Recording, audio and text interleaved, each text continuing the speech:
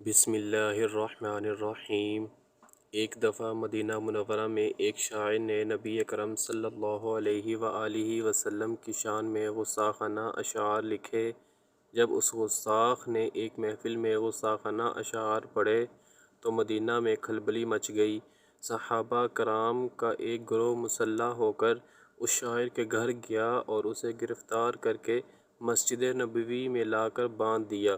کچھ دیر بعد حضور اکرم صلی اللہ علیہ وآلہ وسلم نماز کے لیے تشریف لائے تو صحابہ کرام حضور اکرم صلی اللہ علیہ وآلہ وسلم سے عرض گزار ہوئے، اے اللہ کے رسول، اس شخص نے آپ صلی اللہ علیہ وآلہ وسلم کی شان میں گستاخی کی ہے۔ آپ صلی اللہ علیہ وآلہ وسلم نے نماز کی امامت کروائی اور پھر فرمانے لگے، اس گستاخ کی زبان کو خنجر سے کاٹ دیا جائے۔ وہاں موجود جید صحابہ کرام بہت حیران ہوئے کہ رحمت للعالمین نے یہ آج کیسا سخت فیصلہ سنا دیا ہے۔ اس طرح تو کافر و مشرک حضور اکرم صلی اللہ علیہ وآلہ وسلم کے اخلاق پر سوال اٹھائیں گے۔ ہر طرح سے سرگوشیاں ہونے لگیں۔ آپ صلی اللہ علیہ وآلہ وسلم کے داماد حضرت علی بھی پاس ہی بیٹھے تھے۔ حضور اکرم صلی اللہ علیہ وآلہ وسلم نے حضرت علی سے فرمایا، اے علی، اس شخص کو لے جاؤ اور تم اس کی زبان کاٹ دو۔ حضرت علی نے اپنے غلام قمبر کو حکم دیا کہ اونٹ تیار کرو۔ اس اونٹ پر بندھے ہوئے ہاتھوں کے شاعر کو بٹھایا اور اسے دور لے گئے۔ حضرت علی نے کچھ دور لے جا کر اس شاعر کے ہاتھ کھولے اور اسے 500 درہم دے کر کہا، جاؤ تم آزاد ہو۔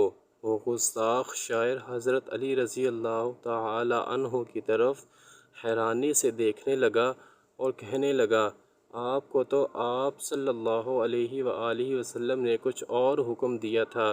حضرت علی نے فرمایا، مجھے خیر الانبیاء نے جو حکم دیا تھا میں عین اسی پر عمل کر رہا ہوں۔ وہ شاعر بہت متاثر ہوا کہ یہ کیسا حکمت سے بھرا فیصلہ تھا مسلمانوں کے نبی کا۔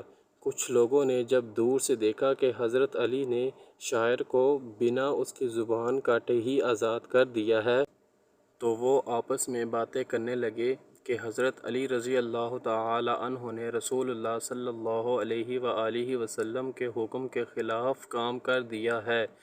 وہ سب لوگ نبی اکرم صلی اللہ علیہ وآلہ وسلم کے پاس شکایت لے کر پہنچ گئے، اے محمد صلی اللہ علیہ وآلہ وسلم، حضرت علی رضی اللہ تعالی عنہ نے تو اس گستاخی کرنے والے شاعر کو 500 درہم دے کر آزاد کر دیا ہے۔ جب حضور اکرم صلی اللہ علیہ وآلہ وسلم نے ان سب لوگوں کے زبان پر شکایت کے الفاظ سنے تو فرمانے لگے کہ تم میری بات کو نہیں سمجھ سکے۔ حضرت علی رضی اللہ تعالی عنہ میری بات کو سمجھ گئے تھے۔ جب سب لوگوں نے حیران و پریشان ہو کر کہا، اے اللہ کے نبی صلی اللہ علیہ وآلہ وسلم، آپ نے تو یہی فرمایا کہ اس گستاخ کی زبان کاٹ دو، مگر حضرت علی رضی اللہ تعالی عنہ نے تو آپ کی بات کو ماننے سے انکار کر دیا ہے، اس کو 500 درہم کے ساتھ آزاد کر دیا ہے۔ سب لوگ سارا دن اسی بات پر حیران ہوتے رہے۔ رات ہوئی تو وہ سو گئے۔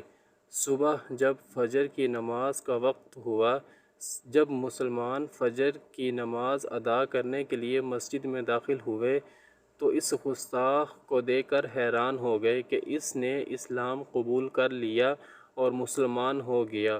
وہ نماز فجر ادا کرنے کے لیے وضو کر رہا ہے۔ وضو کر کے جب وہ نبی اکرم صلی اللہ علیہ وآلہ وسلم کے پاس آیا تو اس نے نبی اکرم صلی اللہ علیہ وآلہ وسلم کو فرمایا، اے اللہ کے نبی صلی اللہ علیہ وآلہ وسلم، آپ صلی اللہ علیہ وآلہ وسلم پر میرے ماں باپ قربان ہوں۔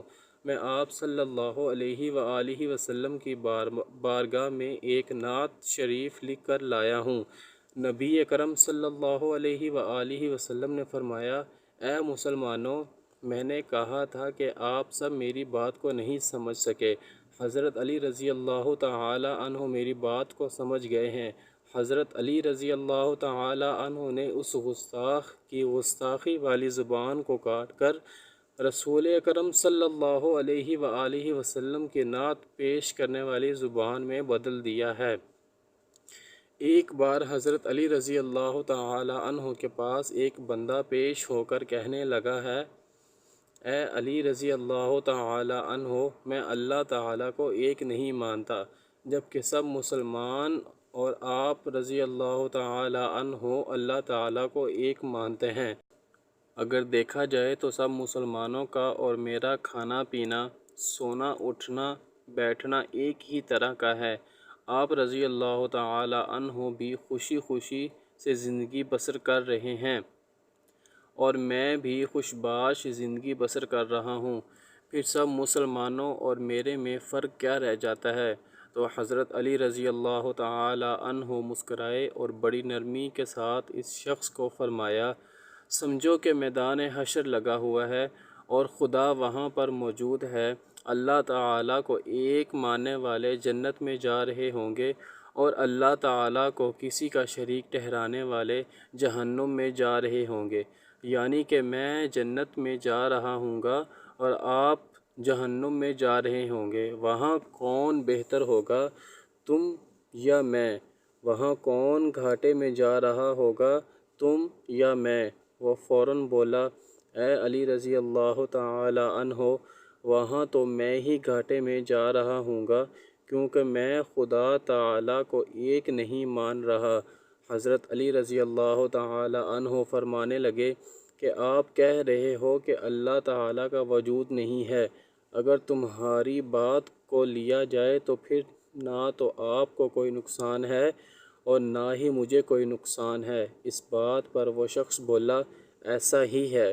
تو حضرت علی رضی اللہ تعالی عنہ نے فرمایا، یہاں پر دو صورتیں ہیں، ایک میں تم گھاٹے میں ہوں اور دوسری صورت میں ہم دونوں برابر ہیں، تو کیوں نہ تم بھی خدا کو ایک مان لو تاکہ تم بھی گھاٹے میں رہو اور ہمارے برابر ہو جاؤ۔ وہ کافر حضرت علی رضی اللہ تعالی عنہ کی یہ دلیل سن کر مسلمان ہو گیا۔ اللہ اکبر! یہ تھے خدا کے شعر جس کے بارے میں حضرت محمد صلی اللہ علیہ وآلہ وسلم نے فرمایا کہ میں علم ہوں اور علی رضی اللہ تعالی عنہ علم کا دروازہ ہے۔ اللہ تعالیٰ سے دعا ہے کہ اللہ تعالیٰ ہم کو دین اسلام پر عمل پیرا ہونے کی توفیق عطا فرمائے، آمین ثم آمین۔ سب دوستوں سے ریکویسٹ ہے کہ ویڈیو کو شیئر اور لائک ضرور کر دیں اور چینل کو سبسکرائب بھی کر دیں تاکہ ہر آنے والی نئی ویڈیو آپ تک سب سے پہلے پہنچے۔